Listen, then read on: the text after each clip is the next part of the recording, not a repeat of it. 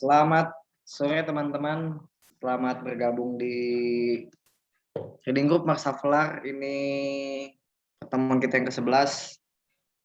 Jadi pertemuan hari ini kita sudah memasuki bab ke-6, masih dituliskan oleh si Stern ceritanya.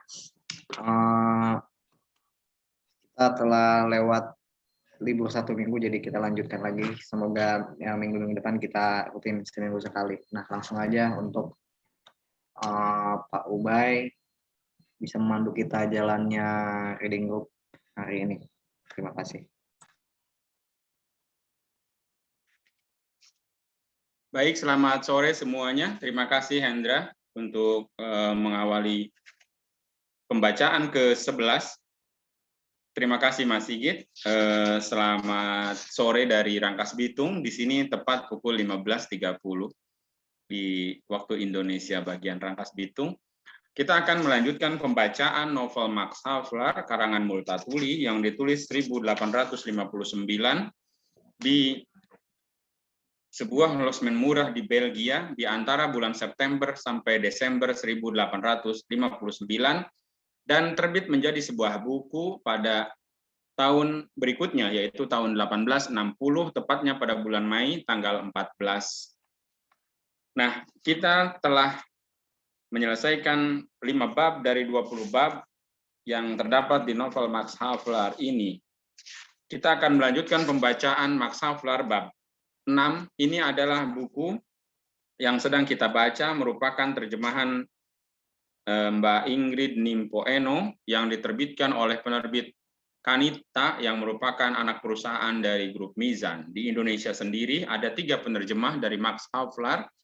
Yang pertama yaitu H.B. Yasin, yang kedua Andi Tenri Wahyuni, dan yang ketiga Ingrid Nimpoeno ini. Sebenarnya ada yang keempat yang dari penerbit Yogyakarta, namun mohon maaf nanti saya akan coba carikan penerbit dan penerjemahnya. Baik, kita akan membaca bab 6 kelanjutan komposisi Stern. Siapa Stern? Stern adalah pemuda Jerman yang dipilih oleh Batavus Druckstuffel untuk menulis sebuah buku tentang kopi. Ini isi dari bab 6. Pengawas Verbrugge adalah lelaki yang baik. Pengawas ini setingkat controller atau setingkat kalau sekarang mungkin ketua DPRD. Pengawas Verbrugge adalah lelaki yang baik. Ketika kau melihatnya duduk di sana memakai jas panjang biru berbordir ranting pohon ek dan jeruk di bagian kerah dan pergelangan, kau tidak akan bisa menemukan tipe lelaki Belanda yang lebih baik darinya di Hindia yang, omong-omong, sangat berbeda dengan orang Belanda di Belanda sendiri.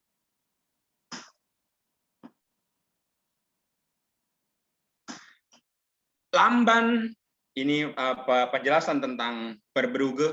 Lamban ketika tidak ada yang harus dikerjakan. Jauh dari kecerewetan yang di Eropa disalah mengartikan sebagai keantusiasan, tetapi bersemangat ketika ada urusan yang memerlukan perhatiannya. Jadi demikian. Sederhana, tapi bersikap hangat terhadap mereka yang berada di sekitarnya.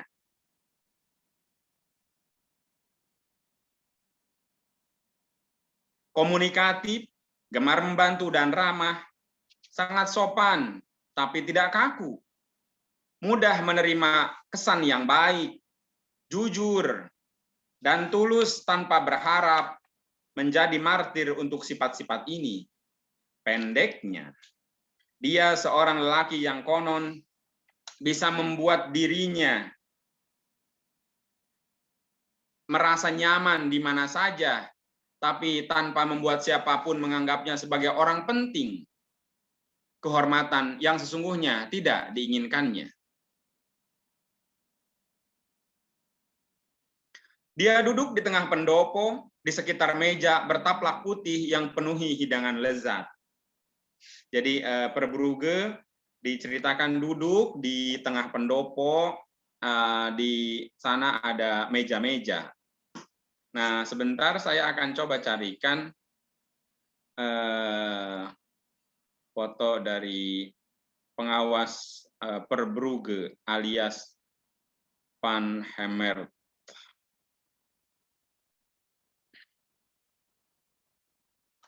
Pengawas Perbrugge ini apa?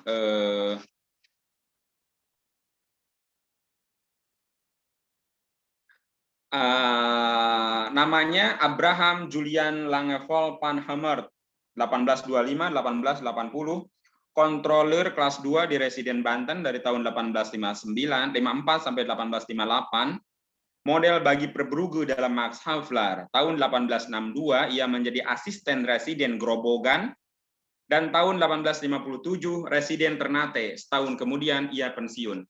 Jadi ini adalah deskripsi dari Perbrugge yang ditulis oleh Multatuli, dan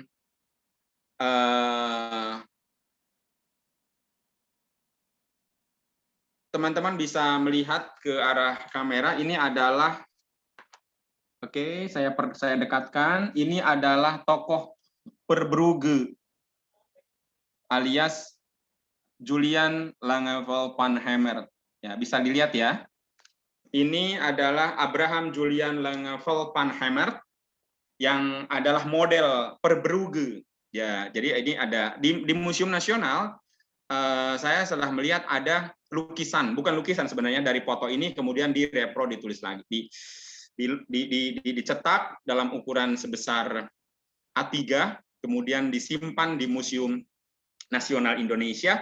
Dan ketika kuratornya mengatakan kami punya foto Multatuli waktu masih muda, pas saya periksa, oh ternyata itu bukan Multatuli, itu adalah Julian Langevol van Hemert alias Perbrugge. Kita lanjutkan. Tadi jadi si Perbrugge ini terakhir jabatannya adalah residen Ternate tahun 1875. Dia duduk di tengah pendopo di dekat meja bertaplak putih yang penuhi hidangan lezat. Beberapa kali dengan agak tidak sabar dan gaya bertanya seperti kakak Nyonya Janggut Biru, dia bertanya kepada Mandor, yaitu kepala polisi dan opas kantor asisten residen. Kalau sekarang berarti bertanya kepada kepala Satpol PP, gitu ya. Apakah dia sudah melihat sesuatu? Lalu Perbrugge bangkit berdiri, berupaya dengan sia-sia untuk gemerincingkan taji sepatunya di lantai lempung keras pendopo, menyalakan cerutu, lalu kembali duduk. Dia sedikit bicara, tapi sebenarnya bicara lebih banyak karena dia tidak sedang sendirian. Yang kumaksud bukanlah 20 atau 30 pelayan Jawa, mantri, serta opas yang berjongkok di tanah di pendopo. Juga bukan sejumlah orang yang berlarian keluar masuk tanpa henti. Juga bukan mereka yang berkedudukan berbeda-beda dan sedang memegangi atau menunggangi kuda liar. Tetapi Bupati Lebak itu sendiri, Raden Adipati Kartanatanagara, yang sedang duduk menghadap Perbrugge. Menunggu selalu menjemukan. 1/4 jam seakan 1 jam. 1 jam seakan setengah hari, dan seterusnya. Saya ingin membaca lagi kalimat ini. Menunggu selalu menjemukan. 1/4 jam seakan 1 jam. 1 jam seakan setengah hari, dan seterusnya. Ini banyak dipakai di quote-quote di Indonesia. Menunggu adalah hal paling menjemukan, atau menunggu adalah hal paling menjengkelkan. Ternyata Multatuli tahun 1859 sudah menulis kalimat seperti ini. Coba kita periksa terjemahan Pak H.B. Yasin ya. Bagaimana terjemahan Pak H.B. Yasin dengan adagium ini? Menunggu adalah hal selalu yang menunggu selalu menjemukan. Pak H.B. Yasin terjemahannya adalah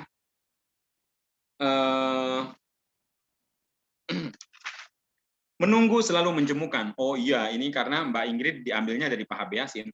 1/4 jam rasanya sejam, sejam rasanya sehari, dan seterusnya.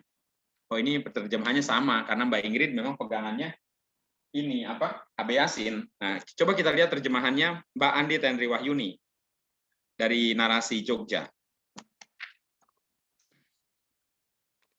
Menunggu adalah hal yang melelahkan. Oh, kalau Mbak Yuni menulisnya melelahkan. Ini terjemahan dari bahasa Inggris kalau Mbak Andi Tenri Wahyuni. Menunggu adalah hal yang melelahkan. 1/4 jam rasanya 1 jam. Setengah jam serasa sehari. Loh, kok ini setengah jam ya? 1/4 jam serasa 1 jam. Terus setengah jam serasa sehari. Agak aneh nih, kalau 1/4 katanya 1 jam, setengah jam serasanya sehari, begitu seterusnya.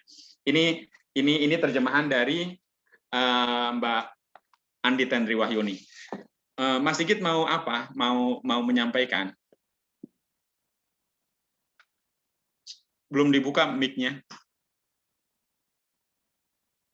Berarti Mbak Yuni salah itu ya, karena dalam bahasa Jerman itu seperti yang pertama itu dituliskan ya, bahwa 1/4 jam ya seperti 1 jam, gitu kan?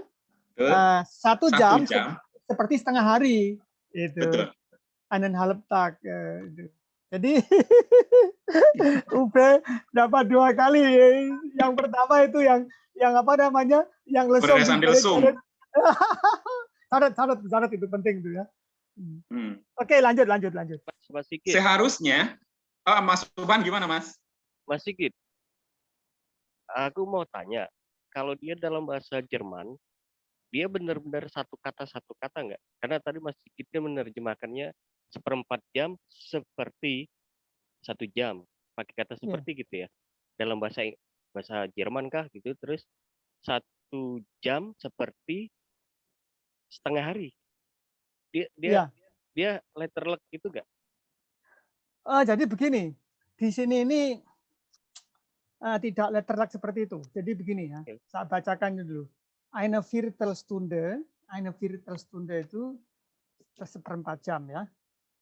Dauerte eine Stunde. Dauerte itu kira-kira biasanya dalam terjemahan yang umum, dauerte itu selama. Tapi di sini mesti buat kiasan kan. Jadi 1/4 jam seolah-olah seperti 1 jam gitu kan. Nah, terus yang kedua ini koma kan, terus eine Stunde, nah ini 1 jam, einen halben Tag gitu. Jadi yang kedua ini tidak ada seolah-olah gitu. Tetapi saya prediksikan itu akan seperti itu, di dalamnya pasti ada harusnya ada dauerte, tapi tidak ada itu. Jadi 1/4 jam seperti 1 jam, 1 jam, nah itu kan, itu tidak ada dauerte lagi, tapi einen halben Tag, jadi seperti setengah hari dan seterusnya kan gitu ya. Nah, jadi seperti itu, Mas. Gimana? Oke, ya. Oke. Ya. Baik, kita lanjutkan ya. Seharusnya Verbrugge bisa lebih banyak bicara. Bupati Lebak adalah seorang lelaki tua cerdas yang bisa membahas banyak hal dengan bijak dan masuk akal. Saya menarik terjemahannya ya. Ini apa? Ada rima yang menarik. Banyak hal, masuk akal. Coba kita lihat terjemahan Pak Yasin. Saya ingin membandingkan saja satu kalimat ini. Bupati Lebak adalah seorang tua yang beradab. Kalau terjemahan Pak Yasin, yang bisa bicara tentang macam-macam dengan mengemukakan pendapat dan pikiran. Cukuplah orang memandang kepadanya untuk merasa yakin. Oh ini, jadi hanya singkat kalau Pak H.B. Yasin, bermacam-macam dengan mengemukakan pendapat dan pikiran. Kalau Mbak Ingrid menarik, membahas banyak hal dengan bijak dan masuk akal. Kalau tadi Pak H.B. Yasin, bermacam-macam dengan mengemukakan pendapat dan pikiran. Jadi mungkin Mbak Ingrid Nimpoeno menerjemahkan dengan mengambil rima, sementara Pak H.B. Yasin menerjemahkan dengan kata pendapat dan pikiran lebih kepada personal kayak gitu ya. Kita lanjutkan. Seseorang hanya perlu memandangnya untuk meyakini bahwa sebagian besar orang Eropa yang berhubungan dengannya akan lebih banyak belajar darinya dibandingkan dengan yang sebaliknya. Mata gelap jernih bupati itu berlawanan berlawanan kilaunya dengan kelelahan di wajah dan rambut kelabunya. Mata gelap jernih bupati itu. Wah, menarik terjemahan Mbak. Tiba-tiba saya kalau merasa tertarik dengan paragraf-paragraf kekinian yang dikemukakan oleh Mbak Ingrid Dimpo Eno. Sementara Pak Habe Yasin menulisnya, matanya yang hitam menyala oleh sinarnya berlawanan dengan kelesuan pada air mukanya dan keputihan rambutnya. Lucu, keputihan rambutnya. Keputihan itu. Mata gelap jernih, matanya gelap tapi jernih gitu. Mata gelap jernih bupati itu berlawanan kilaunya dengan kelelahan di wajah dan rambut kelabunya. Jadi tidak disebutkan keputihan rambutnya atau ubannya misalnya gitu ya. Tapi rambut kelabu gitu. Mata gelap jernih bupati itu berlawanan kilaunya dengan kelelahan di wajah dan rambut kelabunya. Perkataannya pada umumnya telah dipertimbangkan dengan baik, sesuatu yang sesungguhnya umum di antara orang timur terpelajar. Dan jika bercakap-cakap dengannya, kau akan merasa seakan harus menganggap kata-katanya sebagai catatan yang salinannya tersimpan dalam arsip untuk dipakai kembali jika perlu. Ini mungkin tidak menyenangkan bagi orang yang tidak terbiasa bercakap-cakap dengan pembesar Jawa, tapi sangatlah mudah untuk menghindari semua topik yang kemungkinan bisa menjadi batu sandungan dalam percakapan. Karena mereka tidak akan pernah mengubah arah percakapan secara mendadak. Mereka di sini adalah orang-orang yang tidak terbiasa bercakap dengan pembesar itu. Ini dianggap bertentangan dengan kesopanan menurut gagasan Timur. Jadi ketika berbicara tidak mungkin mengalihkan pembicaraan gitu. Jadi semua orang yang punya alasan untuk menghindari topik percakapan tertentu hanya perlu bicara mengenai hal-hal yang tidak penting. Dan pembesar Jawa itu pasti tidak akan dengan mengubah percakapan secara tidak dikehendaki menggiringnya ke topik yang tidak ingin dibahasnya itu. Oh, tadi Janggut Biru itu tokoh di dongeng Perancis ya. Ada juga pendapat berbeda mengenai cara menghadapi para pejabat ini. Menurutku tiba-tiba si Stern ngomong, hanya ketulusan yang perlu diutamakan tanpa harus mengupayakan kebijaksanaan diplomatis.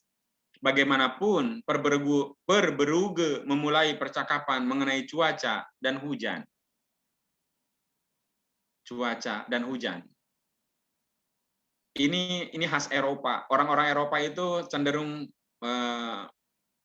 jika ingin berpergian selalu mengecek bagaimana cuaca dan hujan. Sementara di kita kalau ingin bepergian ya ngecek kemacetan, di mana titik kemacetan itu berada gitu, lewat WJ atau apa misalnya. Tapi saya teringat 10 tahun yang lalu misalnya kalau percakapan di CCL justru bukan cuaca dan hujan, tapi bagaimana kondisi jalan, apakah becek atau tidak gitu. Mengenai cuaca dan hujan. Cuaca dan hujan. Ya, Tuan Pengawas, ini musim hujan. Tiba-tiba Perberugu ngomong demikian. Nah, Perberugu sangat mengetahui hal ini karena saat itu Januari, tapi Bupati juga memahami apa yang dikatakan Perberugu mengenai hujan. Paham, maksudnya jeblok, jalannya jelek. Lalu sekali lagi muncul keheningan. Dengan gerakan kepala yang nyaris tidak terlihat, Bupati memanggil salah seorang pelayan yang berjongkok di pintu masuk pendopo. Seorang bocah laki-laki yang berpakaian menawan dalam jaket beludru biru dan celana panjang putih, dengan sabuk emas yang menahan sarung di pinggang dan ikat kepala cantik di atas kepala. Dengan mata yang mengintip nakal, merayap sambil berjongkok menuju kaki Bupati, lalu meletakkan kotak emas berisikan sirih, kapur, pinang, gambir, dan tembakau. Mengaturkan sembah dengan mengangkat kedua tangan yang disatukan di atas kening, sambil membungkuk rendah lalu menawarkan kotak berharga itu kepada majikannya. Menyodorkan ini bahan-bahan untuk nyirih, makan sirih atau ya nyirih. Sepahen kalau dalam bahasa Sunda. Ada pinang, ada gambir, ada kapur, ada sirih, dan ada tembakau. Tapi yang menarik di sini ada sarung, ada ikat kepala cantik di atas kepala, maksudnya ini lomar gitu atau udeng gitu. Dengan mata yang mengintip nakal merayap sambil berjongkok menuju kaki bupati. Jadi saya teringat tokoh Minke di film Bumi Manusia yang merayapnya seperti itu, jongkok sambil bawa apa? Ketika Minke datang ke ayahnya harus lepas sepatu, kemudian suruh jongkok, suruh menghadap ayahnya sambil jongkok jalan. Jadi jalannya tidak ngesor, tapi setengah berdiri juga tidak. Yang jelas ya jongkok. Ini deskripsi tentang pelayan ini, jaket bludru biru, rompi lah kalau sekarang mirip pelayan-pelayan di hotel-hotel pakai rompi gitu, warna biru dan celana panjang putih. Kemudian pakai sabuk warna emas, pakai sarung di pinggang dan ikat kepala. Pakai sarung di pinggang seperti Malaysia gitu, Malayu, dan ada ikat kepala cantik pakai udeng gitu ya, pakai lomar seperti itu. Kemudian menawarkan kotak berharga kepada majikannya. Jadi ada kotak tempat sirih. Kalau sekarang mungkin tempat rokok itu ada wadahnya gitu ya. Mas Ubay. Yap. Kalau di Bumi Manusia kalau nggak salah itu ya, yang Minke itu ya. Itu apa ya istilahnya Pram itu menyebut berjalan sambil jongkok itu apa ya? Nah, apa ya, bersijingkat atau Ya, ada sih kayaknya lupa aja sih. Ada ininya ya. Coba ada nanti saya. Ya. Betul. Dan Multatuli tidak menggunakan itu gitu ya, istilah itu gitu. Ya. Tidak.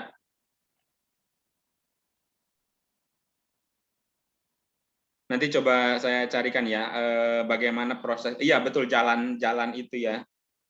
Jalan menuju si Minke menuju bupati itu di pendopo harus lepas sandal.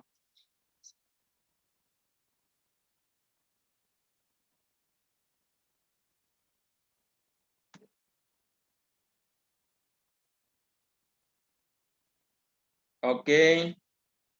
Apa guna? Good. Bergaul dengan orang apa? Oke, saya sebenarnya ini ada bagian-bagian saya roda kereta. Iya, bergelombang hitung ke sana. Tapi nanti coba di ini ya. Saya sedang memegang juga bagaimana memasuki pendopo rumah di ayahnya di Kota B, sang bupati Minke masih melihat potret Ratu di tengah di sana.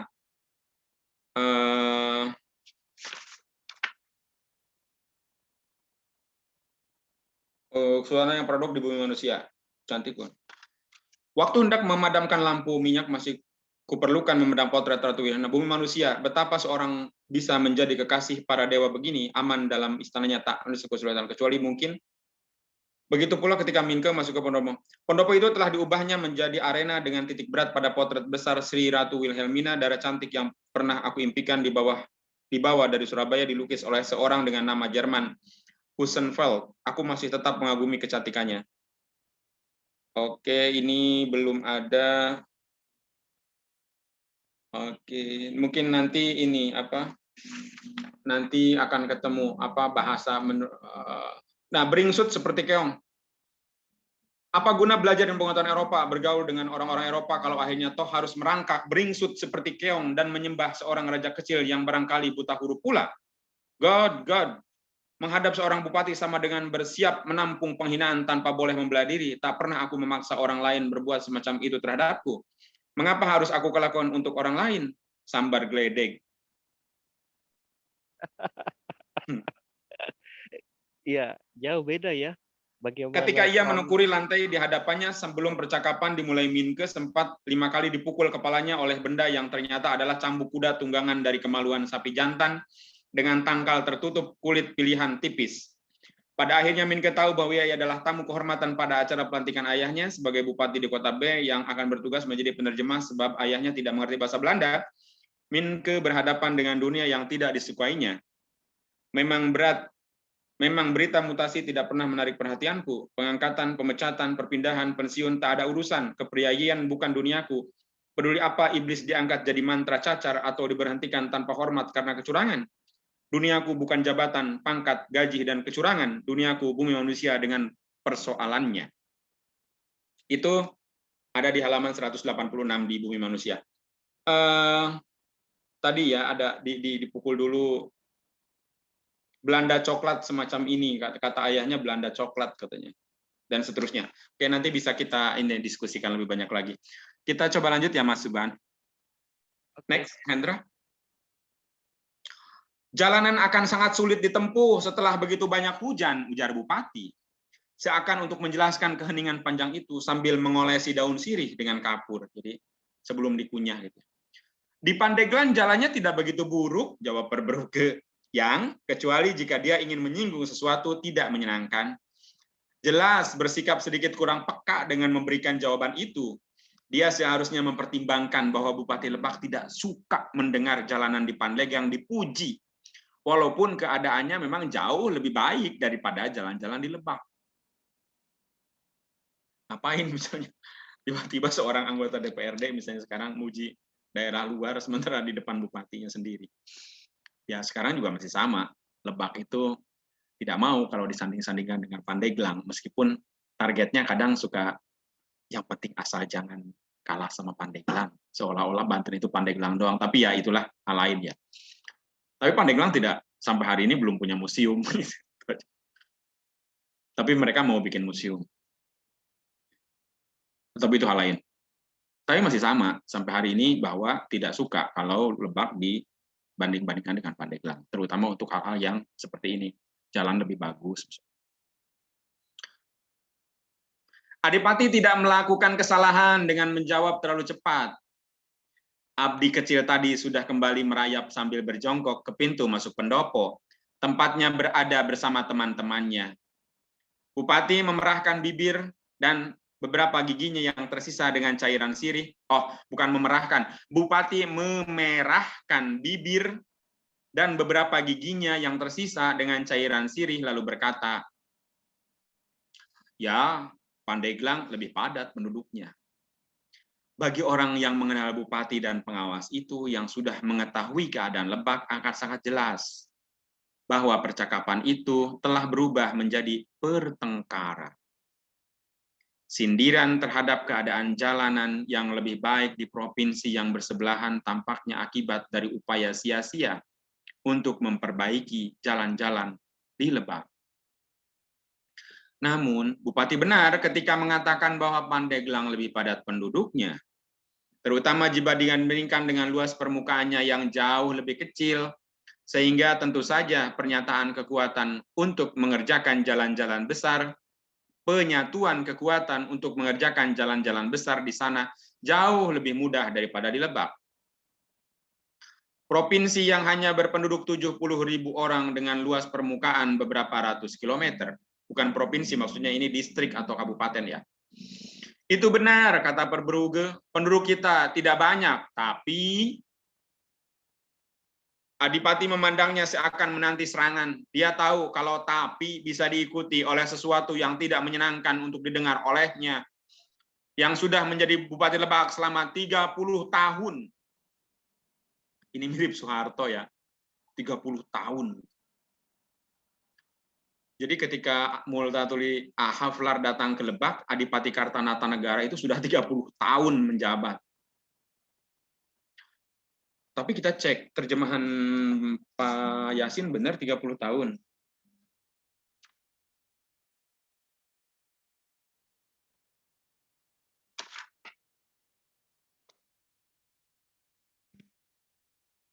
Ujian sambil merupakan sambungan atau percobaan sia-sia. Bapak Pandeglang lebih mudah daripada Lebak suatu wilayah.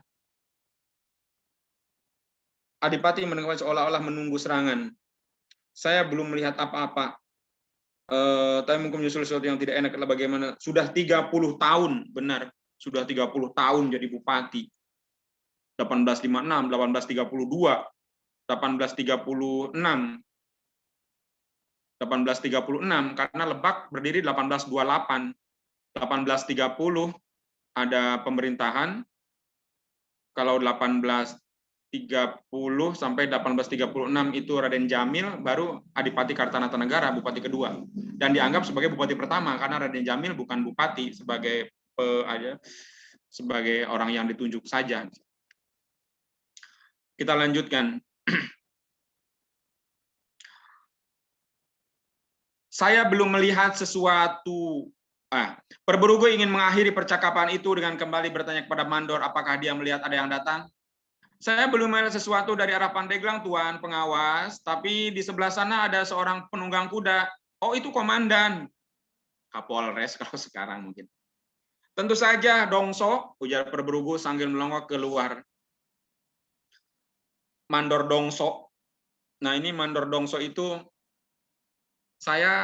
Mandor Dongso ini mandor yang dekat, yang memberikan banyak informasi kepada Haflar nantinya. Apakah ini Patih Derus di dalam sejarah Lebak atau siapa, ini lagi dicari juga.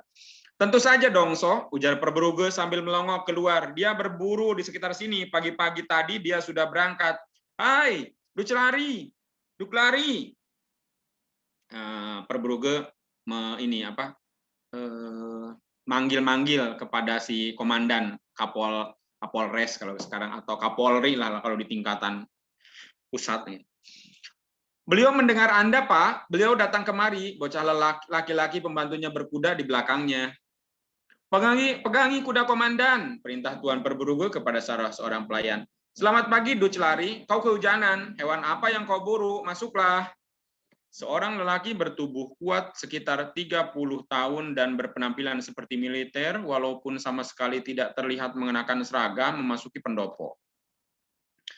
Itu Letnan Duclari, komandan garnisun kecil di Rangkas Bitung. Dia dan Perberugo bersahabat karena Duclari pernah tinggal selama beberapa waktu di rumah Perberugo ketika menunggu penyelesaian sebuah benteng baru. Duclari menjabat tangan Perberugo, memberi hormat dengan sopan kepada bupati, lalu duduk sambil bertanya. Kau punya apa di sini? Mau teh, Duclari? Jelas tidak, aku sudah kepanasan. Kau punya air kelapa? Itu menyegarkan. Jangan air kelapa. Jika seorang kepanasan, menurutku air kelapa sangat tidak menyehatkan, membuat tubuhmu kaku dan pegal. Lihatlah kuli-kuli yang mengangkut beban berat melewati pegunungan. Mereka menjaga kebugaran dan kelenturan tubuh dengan minum air panas atau kopi daun. Tetapi teh jahe lebih baik lagi. Apa? Kopi daun? Teh dari daun kopi? Aku tidak pernah melihatnya. Karena kau belum bertugas di Sumatera, di sana itu biasa. Kalau begitu teh saja, tapi bukan dari daun kopi atau dari daun jahe. Jadi kau pernah di Sumatera. Begitu juga asisten residen baru itu, bukan? Semuanya ini diucapkan dalam bahasa Belanda yang tidak dipahami oleh bupati. Entah Duclari merasa tidak sopan mengecualikan bupati dari percakapan dengan cara itu, atau dia hendak membicarakan hal lain. Mendadak dia mulai berbahasa Melayu dengan bupati. Apakah Adipati tahu bahwa pengawas mengenal asisten residen baru? Tidak, saya tidak bilang begitu. Saya tidak mengenalnya, ujar Perberugo dalam bahasa Melayu. Saya belum pernah berjumpa dengannya. Dia bertugas di Sumatera beberapa tahun sebelum saya. Saya hanya mengatakan bahwa saya telah mendengar banyak hal mengenai dirinya di sana. Jadi ini ada kopi daun, ada air kelapa. Katanya jangan minum kelapa siang-siang, nanti rematik, kaku, pegal. Kalau mau minum air panas atau kopi daun atau teh jahe. Lebih baik lagi. Nah, ini kopi daun ini daun kopi yang diseduh, dipanaskan di atas perapian lalu dipotong dan ditumbuk. Di Sumatera Barat saat ini ada tuh daerah di Kabupaten 50 kota yang para petani kopinya memang sengaja menebang tangkai-tangkai daun kopi yang menuju ke muda, kemudian tangkai-tangkai itu dipanaskan, digarang seperti petani tembakau di daerah Temanggung dan sekitarnya. Lalu setelah itu dirajang daun kopi itu, kemudian dijemur, baru diseduh, dijual di kafe-kafe di Sumatera.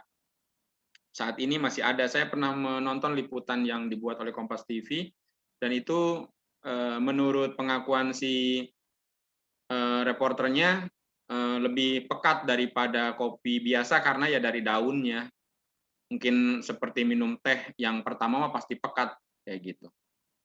Mungkin Mas Subhan atau pernah mencicipi kopi dari daun kopi. Begitu, ini agak ke kesehatan nih, menarik sebenarnya. Kajian tentang pendopo pernah di simposium FSM tahun lalu. Nah, yang kopi daun ini belum ada yang mengkaji tentang. Oh, ada tesis atau skripsi dari Sumatera Barat tentang kopi daun ini. Wah, itu sama saja, tidak perlu berjumpa dengan seseorang untuk mengenalnya. Apa pendapat Adipati mengenai dia? Saat itu Adipati hendak memanggil seorang pelayan. Beberapa saat berlalu sebelum dia bisa menjawab. Saya setuju dengan komandan, tapi seringkali perlu juga berjumpa dengan seseorang sebelum Anda bisa menilainya. Jadi Adipati bisa aja menjawabnya sebagai orang tua pasti sedemikian. Jadi cukup bisa mendengar misalnya dari orang lain, tapi dia ada kebijaksanaan perlu menilai seseorang itu setelah kita kenal dekat. Gitu. Saya teringat tulisannya Iqbal Aji Daryono ya, IAD itu. Kemarin di Detik, bagaimana dia tergila-gila dengan seorang penulis sufi yang banyak membuat renungan-renungan, bukunya dia kagumi setelah seorang penulis itu pergi ke Jogja, menurut tulisannya di Detik, ternyata ceriwis dan sebagainya, akhirnya dia menjadi tidak ini lagi, penilaiannya berubah gitu. Kirain tuh misalnya sedikit bicara, kalem, tenang, ternyata ceriwis. Padahal di tulisan-tulisannya hikmah kedalamannya sangat luar biasa. Tapi ya begitulah. Kadang kita menilai, saya teringat juga Pramudi Anantatur itu sangat luar biasa di dalam menulis, tapi ketika harus bicara agak gelagapan misalnya Pak Pram. Tapi saya pribadi juga tidak mengenal atau belum pernah ngobrol. Mungkin Mas Sigit tahu Pak Pram seperti apa ketika berbicara. Secara umum itu mungkin benar, lanjut Duclari dalam bahasa Belanda. Entah karena dia lebih mengenal bahasa itu atau menganggap dirinya sudah cukup berbahasa basi, atau karena dia ingin dipahami oleh Verbrugge saja. Itu mungkin benar secara umum, tapi sehubungan dengan Havelaar, kau tidak perlu mengenalnya secara pribadi. Dia tolol. Waduh, luar biasa. Aku tidak berkata begitu, Duclari. Coba terjemahan Pak Abe Yasin kayak gitu ya, dia tolol gitu.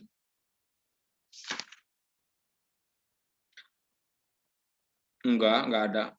Dia orang gila, kalau Pak Yasin menyebutnya dia orang gila katanya tuh. Memang keluarga Doosdekker itu keluarga gila katanya, Dede. Terjemahan bahasa Belandanya itu apa ya? Mas Sigit, bahasa Jermannya apa? Orang gila, dia orang gila atau dia tolol? Ini witzig artinya. Witzig itu lucu lah, itu ya. Licik. Witzig ya. Wicik. Ya. Witzig itu kira-kira lucu lah. Jadi aneh lah gitu ya. Orang gila, orang aneh gitu ya. Ya, jadi ini lebih ke humor gitu. Jadi kalau tolol saya kira mungkin agak terlalu jauh ya. Jadi tidak ada hubungan dengan intelektual ini. Ya ada tapi lucu lah gitu. Aneh gitu. Humoris gitu ya. Ya. Atau nyeleneh mungkin gitu ya. Ya, nyeleneh itu paling tepat ya. Misalnya itu kan mix antara bodoh dan lucu kan gitu. Oke, baik. Aku tidak berkata begitu, Duclari. Tidak, bukan kau yang berkata begitu, tapi aku setelah semua yang kau ceritakan kepada aku mengenai dirinya. Siapapun yang melompat ke dalam air untuk menyelamatkan seekor anjing dari segerombolan hiu, kuanggap orang tolol. Ya, itu konyol, tapi... Dan ingatlah epigram mengenai Jenderal Pandam, itu tidak pantas. Epigram lelucon ya, epigram itu ya. Lelucon-lelucon kecil ya. Itu menggelikan ya, tapi seorang pemuda tidak boleh menertawakan seorang jenderal. Kau harus ingat bahwa waktu itu dia masih sangat muda, 14 tahun yang lalu. Usianya baru 20 tahun. Lalu kalkun yang dicurinya Itu dilakukannya untuk menjengkelkan jenderal. Tepat sekali, seorang pemuda tidak boleh menjengkelkan seorang jenderal, terutama yang menjadi gubernur sipil sekaligus atasannya. Menurutku epigram itu sangat lucu, tapi sekali lagi duel itu bla bla bla bla bla. Pada umumnya, bentar Ube, itu umurnya berapa? 20 tahun. Di sini 14 tahun ya? Iya, maksudnya 14 tahun. Iya, oke, betul. 14 tahun yang lalu. Oke, betul. Yang lalu, betul. Oke, lanjut. Oke. Pada umumnya dia melakukan itu demi orang lain. Dia selalu membela orang lemah. Wah, biarlah setiap orang bertarung untuk dirinya sendiri jika dia memang harus bertarung. Menurutku, duel jarang diperlukan. Aku harus menerimanya jika perlu, tapi jika dijadikan kebiasaan, aku lebih suka tidak melakukannya. Kuharap dia sudah berubah dalam hal ini. Pasti tidak diragukan lagi, kini dia sudah jauh lebih tua, sudah lama menikah, juga seorang asisten residen. Lagi pula, aku, selalu mendengar kalau hatinya baik dan dia sangat mencintai keadilan. Kalau begitu, dia cocok sekali untuk lebak. Pagi ini terjadi sesuatu yang menurut Bupati memahami kita. Pagi ini terjadi sesuatu yang menurutmu Bupati memahami kita. Kurasa tidak, tunjukkan saja sesuatu dari tas buru-burumu, maka dia akan mengira kita sedang membicarakan itu. Oh, si Duclari sama Perbrugge lagi ngomongin Havelaar yang mengatakan bahwa ini akan jadi sesuatu yang luar biasa kalau Havelaar datang ke Lebak. Tapi mereka tidak mau itu didengar oleh Bupati, kemudian berbasa-basi seolah-olah mengeluarkan burung, jadi ngomongin burung. Duclari mengambil tasnya, mengeluarkan 2 ayam hutan, dan sambil meraba nama hasil buruannya itu seakan sedang berbicara mengenai perburuan. Dia menyampaikan kepada Perbrugge bahwa dia tadi dibuntuti oleh seorang Jawa yang bertanya apakah dia berbuat sesuatu untuk meringankan tekanan yang diderita oleh penduduk. Dan lanjutnya itu banyak artinya Perbrugge, bukannya fakta itu menunjukkan aku sudah cukup lama berada di Kresidenan Banten untuk tahu apa yang terjadi di sana. Namun yang mengejutkan, mengapa orang Jawa biasa, yang pada umumnya sangat berhati-hati dan segan jika menyangkut para pemimpinnya, mengucapkan permohonan semacam itu kepada seseorang yang sama sekali tidak berhubungan dengan masalahnya. Dan apa jawabanmu, Duclari? Wah, kujawab itu bukan urusanku. Dia harus pergi menemuimu atau asisten residen yang baru. Ketika dia sudah tiba di Rangkas Bitung dan menyampaikan keluhannya. Itu mereka datang, ujar Opas Dongso, si pelayan secara mendadak. Saya melihat seorang mantri melambai-lambaikan caping. Semua berdiri, Duclari menunggangi kudanya dan pergi diikuti oleh pelayannya. Dia tidak ingin terlihat seakan datang ke perbatasan untuk menyambut asisten residen yang berkedudukan lebih tinggi daripadanya, tapi bukan atasannya dan yang juga orang tolol. Adipati dan Perbrugge yang berdiri di pintu masuk pendopo melihat sebuah kereta pelancong mendekat ditarik oleh 4 ekor kuda. Kereta berlapis lumpur itu segera berhenti di dekat bangunan bambu kecil itu. Akan sangat sulit menebak apa yang ada di kereta sebelum Dongso, dengan bantuan bocah-bocah pelari dan sejumlah besar pelayan dari Istana Bupati, melepaskan semua tali pengikat dari kancing penutup kulit hitam yang menyelubungi kendaraan itu. Tindakan mereka yang mengingatkanmu pada kehati-hatian ketika membawa singa dan macan ke dalam kota di masa lalu saat kebun binatang masih berupa pertunjukan keliling. Next. Mungkin tidak ada singa atau macan di dalam kereta itu. Kereta ditutup dengan cara seperti itu karena saat itu monson. Lagi cuaca buruk, angin monson musim hujan. Angin monson barat sehingga diperlukan persiapan kalau hujan. Nah, keluar dari kereta setelah terguncang-guncang untuk waktu yang lama di sepanjang perjalanan, tidaklah semudah seperti yang dibayangkan oleh orang yang belum pernah atau jarang bepergian. Kasusnya hampir menyerupai reptil zaman antediluvian, yang pada akhirnya menjadi bagian tak terpisahkan dari tanah lempung karena terlalu lama bertahan di sana. Padahal semula mereka tidak bermaksud untuk tetap berada di sana. Begitu juga dengan para pelancong yang sudah kelamaan duduk dan terkurung di dalam kereta pelancong. Terjadilah sesuatu yang kuusulkan untuk disebut asimilasi, percampuran. Pada akhirnya orang yang nyaris tidak bisa memisahkan bantalan kulit itu dengan dirinya sendiri. Ya, menurutku orang bahkan akan menderita sakit gigi atau kram dalam posisi semacam itu. Dan salah mengartikannya sebagai ngengat dalam pakaian, atau salah mengartikan ngengat dalam pakaian sebagai sakit gigi atau kram. Paragraf terakhir ini, kalimat terakhir ini saya agak bingung. Coba saya baca terjemahannya Pak Yasin.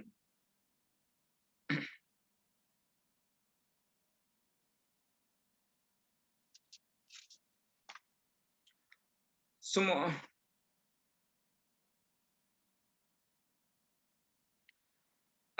sukar untuk demikian pula terjadi sesuatu yang saya namakan asimilasi pada musafir-musafir yang agak terlalu lama duduk dalam kereta, tindih-menindih, dan dalam sikap yang terpaksa. Akhirnya orang tidak tahu lagi dengan jelas di mana bantal kulit kereta itu berakhir dan di mana pribadi akan mulai. Ya, saya bisa membayangkan bahwa di dalam kereta semacam itu kita sakit gigi atau kejang dan menyangka ada ngengat di dalam lakan dan sebaliknya.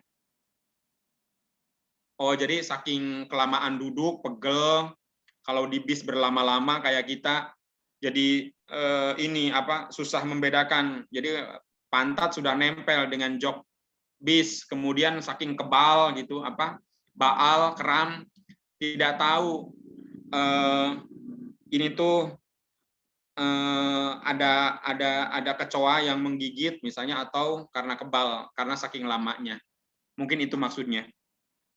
Itu maksud dari paragraf ini. Jadi saking lamanya sehingga ya jadi bebal, jadi kebal gitu. Badan jadi pegal-pegal, kemudian kram dan sebagainya.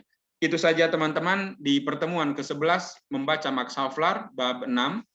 Kita telah membaca bagian ketika Duclari, Verbrugge, dan Adipati menunggu kehadiran Havelaar di Rangkas Bitung di bawah pendopo. Mereka bercakap-cakap menanti kehadiran asisten residen yang baru yang menurut Duclari telah dikenal lama oleh Verbrugge. Kemudian ada sindir-menyindir, sindir sampir antara Verbrugge sebagai pengawas dengan Bupati Lebak yang tidak suka dibanding-bandingkan dengan Pandeglang, bahwa Pandeglang jalannya lebih bagus, bahwa Pandeglang jalan bisa menyelesaikan persoalan-persoalan fisik sementara Lebak belum. Dijawab oleh Adipati, ya wajar karena Pandeglang penduduknya lebih sedikit dan luasan wilayahnya lebih tidak seluas Lebak. Demikian, terima kasih. Selamat sore. Kembali ke Hendra.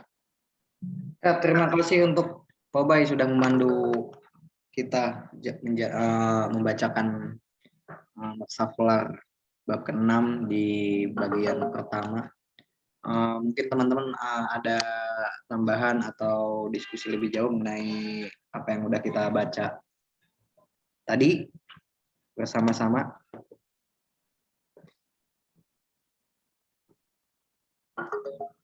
Oke, kalau Mas Sigit, silakan. Ada dua hal ya. Tadi yang disebut burung itu burung apa itu, Be? Yang disebut oleh Duclari tadi itu. Dia apa namanya? Ayam hutan. Nah, ini.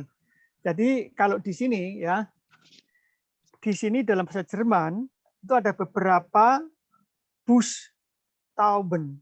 Nah, Buchstaben ini sebetulnya bukan ayam kalau di terjemahan ini. Tauben itu merpati. Dan Busch itu semak-semak. Jadi merpati yang di semak-semak kira-kira burung terkukur itu loh kira-kira. Oh, tikukur. Tekukur yang kukur yang iya. Sini ada ringnya itu. Betul. Tapi di situ ayam. Kalau ayam itu Huhn bahasa Jermannya. Kalau harusnya dia Buschhuhn ya. Tetapi aku nggak tahu ya. Mungkin penerjemahnya ke bahasa Jerman ini kayak apa. Menurut dugaanku, penerjemah bahasa Jerman ini lebih tepat ke bahasa Belanda, ya enggak? Karena dia kan tidak tahu bahasa Indonesia dia ini. Iya enggak? Nah, jadi karena antara bahasa Belanda dan bahasa Jerman itu ada family, itu masih satu rumpun itu. Kalau Jadi, terjemahan Pak Yasin burung punai. nah, burung punai ya. Terus kalau terjemahan Mbak ini tadi ayam hutan ya. Kalau Mbak Ingrid, ya ayam hutan. Karena menurutku kalau ayam hutan ini memang terlalu umum di Indonesia. Kalau namanya ayam hutan gitu aja, berburunya memang ayam hutan gitu. Tetapi ini Bush Tauben, Tauben sendiri itu merpati gitu. Merpati Jadi ya. Oke. kebetulan saya sekarang ini saat punya hobi beli kamera mengintai burung-burung Swiss yang liar, dan saya menemukan ada burung merpati itu liar gitu ya di pohon. Jadi barangkali nih. Terus kalau Mbak Yuni terjemahannya burung dara hutan. Nah itu Yuni ya. Nah saya lebih cenderung dekat Yuni itu. Karena dara itu kan merpati kan, ya enggak? Jadi di sini ada nilai plusnya Mbak Yuni. Mbak Yuni jangan yang beberapa ada hal yang salah, tetapi maksudku apa namanya yang dara hutan itu yang saya pikir yang burung dara hutan. Ya, kalau ini, Mbak Ingrid ayam hutan. Ya. Kalau Pak Yasin burung punai. Punai ya, itu lain lagi ya. Jadi punai coba nanti di Google. Kemudian kopi daun. Nah ini di dalam bahasa Jerman itu pun ditulis kopi daun ya. Jadi kopi P-nya 2, daun DAHUN gitu. Barangkali dia memang sulit untuk menerjemahkan gitu. Itu kan sebenarnya daun kopi gitu kan, ya enggak? Betul. Nah, sebetulnya di Medini pun ada tradisi orang meminum daun teh juga ada kan. Barangkali itu berangkat dari tradisi itu. Itu aja Ube. Terima Saya kasih. untuk semuanya, untuk Suban, Tumben nih Suban. Oh, omong-omong ini aku flyernya tak kirim ke temanku di Belanda satu dan di Bali satu. Keduanya sedang belajar di Belanda, orang Indonesia, yang satu guide Belanda di Bali ya. Mudah-mudahan ikut. Nanti tak ajak ke grupnya ini, reading group WA ya. Makasih. Lanjut terus, bagus ini. Jadi kali ini penjelasannya lebih enak saya ikuti karena apa? Dari kalimat ke kalimat beruntun ya. Makasih. Makasih Mas. Ya, mungkin dari Mas Subad ada tambahan mengenai pembacaan tadi. Ya, ada penasaran aja sih. Apa itu Banten jadi keresidenan tahun berapa sih? Sejak ketika Kesultanan Banten direbut kayak gitu. Kemudian jadi presidenannya. Terus gimana hubungannya sama misalnya tadi kan Bupati Lebak yang kedua atau yang pertama, kenapa dia yang pertama itu tidak menjabat? Maksudku yang menarik gimana hubungan antara adipati dengan pengawas tadi dibilang, kemudian ada asisten residen dan lain-lain. Itu mungkin Multatuli sedang gambarin gimana kayak hubungan politik juga antara orang-orang ini dalam situasi kayak gitu. Kayak ya aku nggak tahu pasti sih, tapi kayaknya ada. Misalnya kenapa bupati awal tuh nggak bisa bahasa Belanda kan, sama kayak kritiknya Mingke terhadap bapaknya gitu. Terus kalau kayak gitu gimana mereka komunikasi dengan pejabat Eropa jadi kemudian itu ada pemerintahan langsung kan, kemudian ada pengawas, ada asisten residen dan lain-lain kayak gitu sih. Aku juga ribet sih bayangin, teman. Ya kayaknya ini deh, dia sedang gambarin gimana kayak relasi antar orang-orang itu gitu. Aku ingat juga sih aku lupa di yang keberapa di tetralogi itu, orang-orang Eropa itu sendiri juga mereka saling gimana gitu hubungan antar mereka kan, kayak ya gitu deh. Oke, gitu aja. Oke, di bab 5 kemarin sudah dicontohkan, tapi hanya konteks ke adipati. Bagaimana seorang adipati itu menjabat, baik dari keturunan bangsawan ataupun kalau dari bukunya Pak Sartono Kartodirjo, ada 2 cara seseorang itu bisa masuk ke wilayah penguasa di residen itu. Yang satu memang trah atau darah kebangsawanan, yang satu lagi dengan cara asimilasi, misalnya kawin dengan anaknya bangsawan, kemudian menantu itu menjadi bagian dari keluarga, kemudian menjadi residen atau asisten, menjadi bupati. Tapi secara administratif Banten menjadi sebuah residen, nanti mungkin Hendra bisa menjelaskan. Tapi kalau konteks Lebak memang 1828. Kenapa Raden Jamil sebagai bupati pertama tidak disebutkan? Ya karena memang dia 1828 itu belum ada struktur pemerintahan yang konkret di Kabupaten Lebak. Kalau di Banten sendiri sebenarnya tidak ada struktur lokalnya, tidak ada, Mas Subhan. Yang ada itu di asisten residen di kabupaten, ininya pejabat lokalnya. Kalau di residen Bantennya sendiri tidak ada pejabat lokalnya. Hanya residen Banten sebagai perwakilan dari pemerintah kolonial Belanda.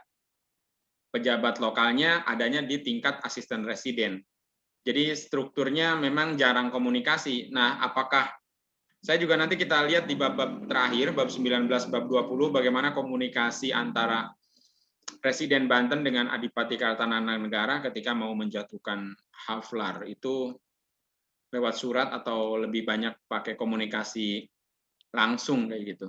Tapi saya menemukan memang ada beberapa surat menyurat antara, bukan surat menyurat, semacam surat pembaca gitu, dari adipati ke residen, tapi itu dimuat di koran-koran di sekitar tahun 1900-an setelah lewat masa Multatuli. Demikian, Mas.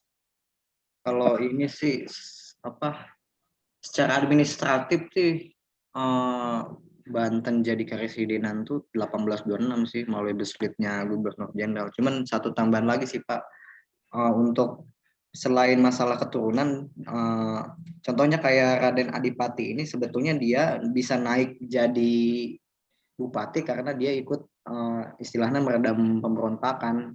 Dulu ada pemberontakan Nyimas Gamparan. Jadi dia salah satu, dia dulunya Demang di daerah Jasinga. Terus ketika dia ikut dalam memadamkan itu, dia jadi ya dinaikin jadi bupati menggantikan yang bupati pertama itu. Nah itu ya rentangnya sekitar tahun 30-an ya Pak ya, 1830-an. Jadi memang secara